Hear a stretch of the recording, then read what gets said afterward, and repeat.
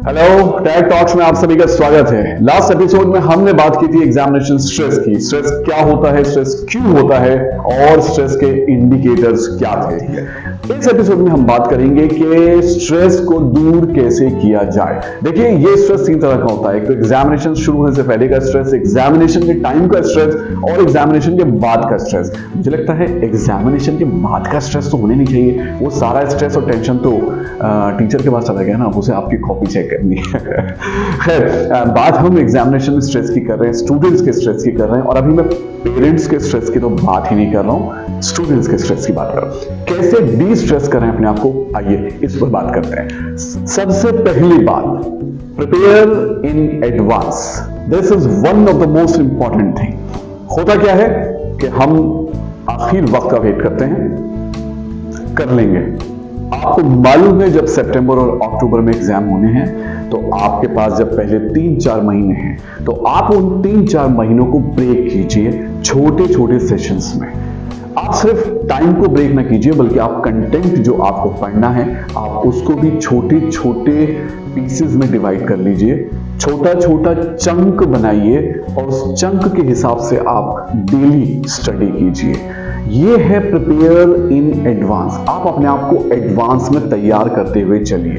दूसरी बात, अक्सर मैंने एग्जाम टाइम में देखा है कि लोग अपना जो डेली शेड्यूल है, हमारे स्टूडेंट्स डेली शेड्यूल से बिल्कुल हट जाते हैं। मैं कहता हूं कि शेड्यूल में थोड़ा बहुत चेंज जरूरी है।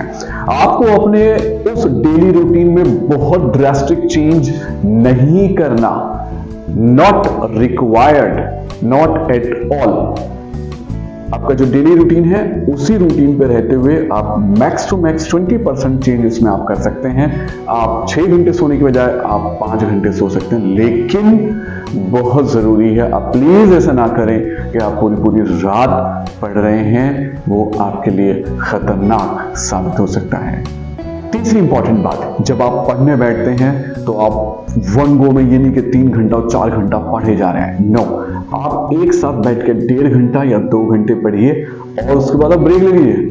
ब्रेक चाहे 15 मिनट का हो, 20 मिनट का हो, उस ब्रेक में जो भी आप करना चाहते हैं, जो एक्टिविटी करने से आपको दिल की खुशी मिलती है वो आप कीजिए। आपको यूट्यूब देखना, आप यूट्यूब देखिए। आपको गाने सुनने हैं, गाने सुनिए। आपको मूवी देखनी, छोटी सी मूवी की क्लिप देखिए। आपको दोस्त को फोन करना, आप दोस्त को फोन पे बात कीजिए, उसको बताइए कि आज मैंने ये टॉपिक पढ़ लिया है। थोड़ी सी टेंशन उसे भी होनी चाहिए। तो मतलब आप ब्रेक लीजिए प्लीज। अब स्कूल में भी देखते होंगे कि कहाँ 40 से 45, 50 मिनट के पीरियड्स होते हैं। कॉलेज में 1 घंटे का पीरियड होता है। आप 1.5 घंटा पढ़ रहे हैं, कोई बात नहीं, 1.5 घंटा 2 घंटा आप पढ़ सकते हैं, लेकिन उसके बाद आप प्लीज ब्रेक जरूर लीजिए। तो पेट भर के खाना खाने के बाद हम पढ़ नहीं सकते। आप लाइट फूड लीजिए, उससे ज्यादा जरूरी है कि आप फ्लूइड्स ज्यादा लीजिए। आप जूस पीजिए, पानी पीजिए। यही चीज जो है आपको रिफ्रेश रखेगी। एक बहुत सबसे इंपॉर्टेंट बात जिसमें कहीं ना कहीं माँ बाप भी इन्वॉल्व होते हैं कि तो आप 99% लेके आना। No, please set realistic goals, achievable goals.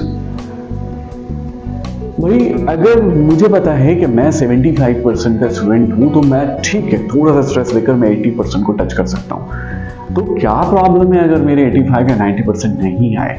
हम ऐसे गोल सेट कर लेते हैं तो मैं बस पहाड़ तोड़ दूंगा। नहीं, अचीवेबल गोल सेट कीजिए। ठीक है, आपको पता है, हर किसी को पता है, हर स्टूडेंट को पता है कि उसका लेवल क्या है। यहाँ प्रॉब्लम आती है कि हम अपने अचीवेबल लेवल से भी टारगेट बहुत ऊंचा सेट करते हैं और ये जो खाई है इसको पाटने के चक्कर में हम स्ट्रेस में और एंजाइटी और टेंशन में आ जाते हैं। पेरेंट्स भी यहाँ पर रिस्पॉन्सिबल। टाइम वेल मैनेज होना चाहिए। टाइम वेल मैनेज कैसा हो? आप एक अपना सिंपल सा रूटीन जो आप रूटीन रखते ही हैं उसी रूटीन को आप सेट कीजिए। टाइम को सेट कीजिए, कब आपको खाना है, कब आपको पीना है, कब सोना है, उठना है, टहलना है। ठीक है, ये इंपॉर्टेंट फैक्टर है। Last thing which is quite important, आप एक जगह बैठकर पढ़ते होंगे। हर किसी के घर में जो भी जगह है वहां पर बैठ के आप पढ़ते होंगे। आपका जो एटमॉस्फेयर है आसपास का जहां पढ़ते हैं वो बड़ा खूबसूरत सा, ब्यूटीफुल सा होना चाहिए। बहुत अच्छा वहाँ पर अगर कोई फ्रेग्रेंस हो, खुशबू आ रही हो तो जो आपको अच्छी लगती हो वो खुशबू वहाँ पर आप रखिए। इसके साथ साथ आप स्कैटर्ड ना हो, चीज़ें फैली भी ना हो। आपका well setup and well beautified place होना चाहिए जहां पर भी आप बैठकर पढ़ रहे हैं। ब्यूटीफाई भी अगर आप नहीं कर पाते हैं तो कम से कम साफ सुथरा हो, जिससे आपको देखने में लगे कि हाँ मुझे बैठकर यहाँ पर पढ़ना है। एक चीज़ और, कई बार हम देखते हैं कि हमारी वहाँ कॉपियाँ फैली रहती है। प्लीज़ ऐसा ना करें, सेट करके रखें। जो सब्जेक्ट का आपका एग्जाम है उस सब्जेक्ट की 1 या 2 बुक्स आपके सामने होनी चाहिए, बस इतना ही। ये कुछ टिप्स हैं जिन टिप्स को आप अगर फॉलो करेंगे तो आई होप कि आपको स्ट्रेस नहीं होगा। पेरेंट्स के लिए मेरी ये हिदायत ये है कि please be supportive to your children. वो जो हैं, वो जैसे हैं, वो बहुत शानदार हैं, बहुत बढ़िया हैं और वो अपने लेवल पे बहुत अच्छा कर रहे हैं। तो ये छोटी सी टिप्स है पेरेंट्स के लिए। मैं उम्मीद करता हूँ ट्रैक टॉक्स में आज डी स्ट्रेस के बारे में जो भी कुछ आपने सुना वो आपको जरूर फायदा पहुंचाएगा। मुझे दीजिए इजाजत। Take care, bye bye.